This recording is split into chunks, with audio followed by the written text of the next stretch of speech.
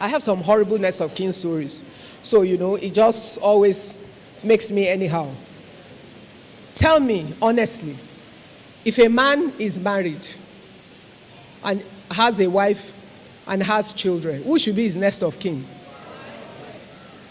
So I don't know why people ask that question. Next of kin.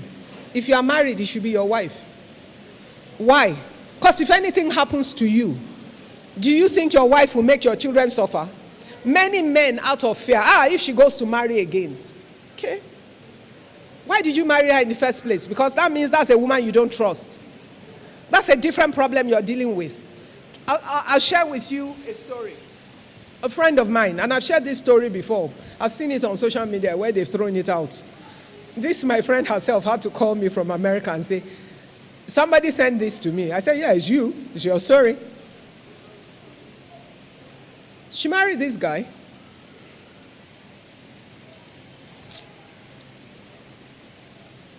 Smart girl. Brilliant. Went to university in America, Ivy League school, came back, beautiful, and all of that. Met this guy who was afraid of his own shadows. They married. They had 2 kids. And then at 34, they were both 34. He had leukemia. She was the one sleeping on the floor in Luth, looking after him. And then, anyway, he dies. He was working in a major company. So, she could have had, and the kids were young. They were 5 and 7.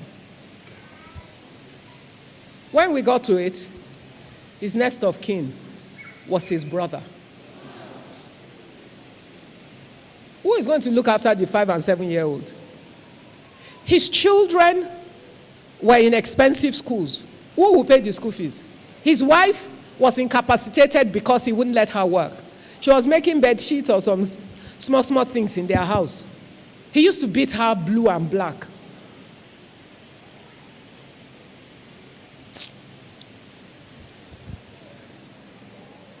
The organization he worked for, I was there when the lawyer of that big multinational came to the house.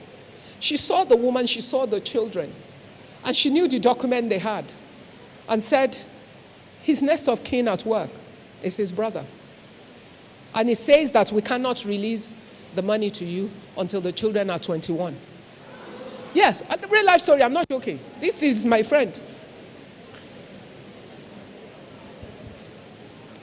He died at 34. His children were 5 and 7. Oh, you love your children. What do you think will happen?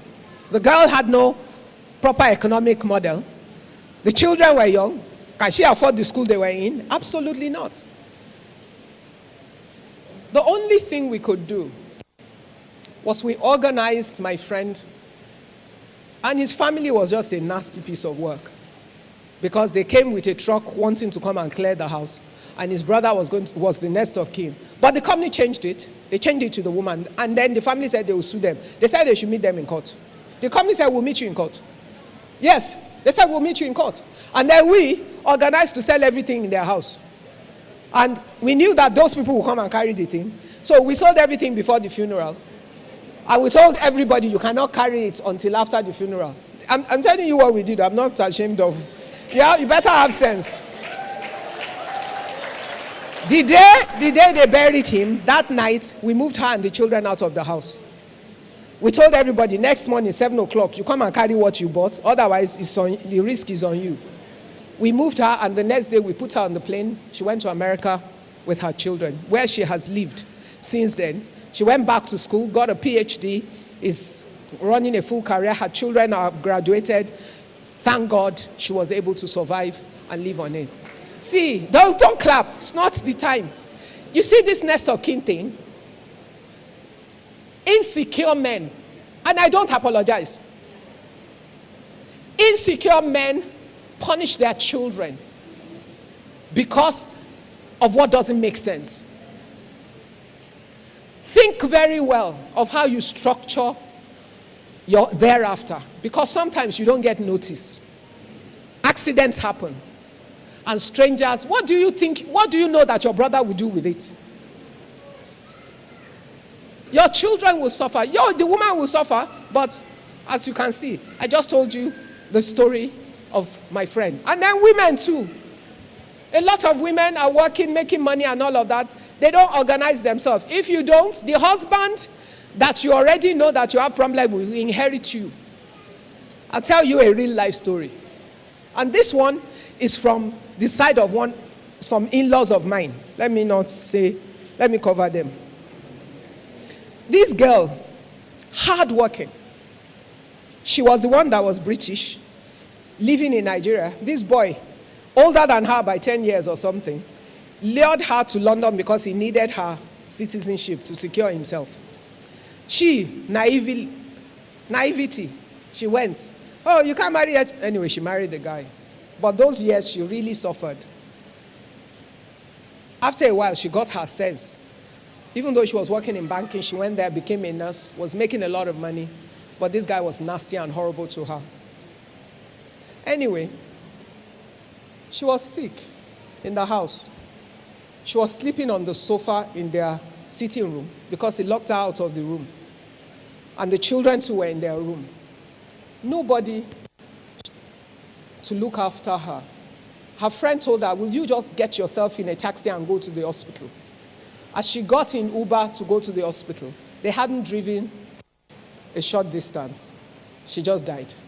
Yes, this is a real life story. I'm not telling you stories. I'm a storyteller, but I'm telling you, I like to use stories to teach so people understand the reality of these things. That girl had a house in London that she was collecting rent and everything. Meanwhile, at the point of her death, she had already decided she wanted to divorce her husband, but she hadn't done it yet, and she didn't have a will. That husband that made her life a misery inherited her assets in England. Even before they buried her, he'd already gone to go and ask for it. And then she bought a house in Nigeria that she hadn't finished paying for. Her siblings finished paying for it because she was buying it in her mother's name. She wanted it for her mother to move to, but she hadn't tied it up. Her mother moved to it but died within like a year and a half of moving to the house. That boy went after the house. Yes, I'm not joking. It's a real life story. And eventually, the siblings, their uncle said, okay, sell the house and give him the money. All her labor went to that guy who watched her die and didn't care about her life. Write a will. Leave it to your children or your mother or whoever you want to take care of. Provide for your own interest. I know another woman who had cancer, but she had done the smart thing. She had written a will. She had made one of her friends the executor to manage her children because her children were young. And she knew that if she leaves the money, she earned more than her husband. Her husband will spend it, and other women will come into the matter. She allocated 30% to him so that he was okay, and left the rest to her 2 children, and made her friend the executor so that her children would be looked after. Because she understood her husband. And that's exactly what happened. And there's one other one that I was involved in. You know, I'm an investor in a school that this young woman then started. And then something happened. She was 42. She died. She had 1 child. And her husband came to us and wanted to. I said, not on your life. Everything she owns is going to that girl. And we stood our ground. Made sure that girl went to school until she finished. Went to England, did university, graduated. Everything I knew her mother wanted for her, we paid for it. Transferred her mother's shareholding to her. And told the guy, it's not yours. You can't have it. And you know what? 6 months after, I was married to another woman. So what were we working on? So guys, yes, sit down when your head is correct. Consider what you have. Don't wait till you have billions before you write a will. Write an intent of what you would like to be done with what you own. It's simple. Go online, you will see the standard model. Ask a lawyer in Nigeria to give you a model. Go to the office where they register those things. Find the rules. Even if you have nothing, even if all you have is pencil, write a will that includes your pencil. But let it include the intention of the people you want to give the pencil to. So that as your assets increase, they will allocate it in the same way as well. My time